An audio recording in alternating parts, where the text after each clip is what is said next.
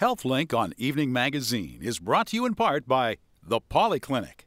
Welcome back to the show from a rainy but festive Belltown tonight. Well, not to get too personal, but how'd you sleep last night? If your answer is not so great, we may have the solution. Here's Jim with tonight's HealthLink on Evening Magazine. It looks uncomfortable, but wearing wires to bed could result in the most relaxing and eye-opening trip to the doctor's office you'll ever make. A lot of times people are unaware they actually have a sleep problem because they themselves are sleeping. At the Polyclinic Sleep Medicine Center, Dr. David Chang treats the sleepless in Seattle. But it's not good sleep. Like many patients, T.H. Monroe didn't know he was restless and loud at night until his wife started complaining. And I needed to do something to help her from having to listen to the snoring. This changed my life. T.H. made an appointment with his primary care physician, Dr. Kristen Johnson, who recognized the symptoms of poor sleep. Weight issues are very common, fatigue and even attention issues like difficulty concentrating was something he had been dealing with. Dr. Johnson suggested a sleep study, and all of a sudden I realized this is something I have to do. It's what many need to do. It's estimated that 70 million people in the United States have sleep disorders ranging from insomnia to apnea.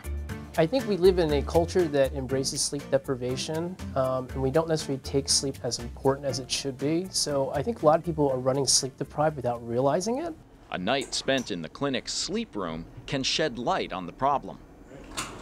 Here, a network of wires silently monitors brain waves, heart rate, and breathing patterns. It was shocking to find out that I was waking up 39.5 times per hour. After an evaluation similar to this, T.H. learned he had sleep apnea, one of the most common sleep disorders.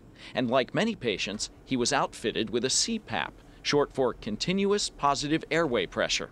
And I'd like to say there's not much sex appeal to wearing a mask on your face. So part of it is actually giving a column of air to keep the back of the airway from blocking yourself off.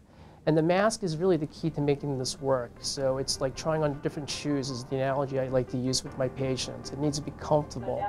For T.H., it was the difference between night and day. I wasn't tired anymore. And the dawn of some very pleasant dreams.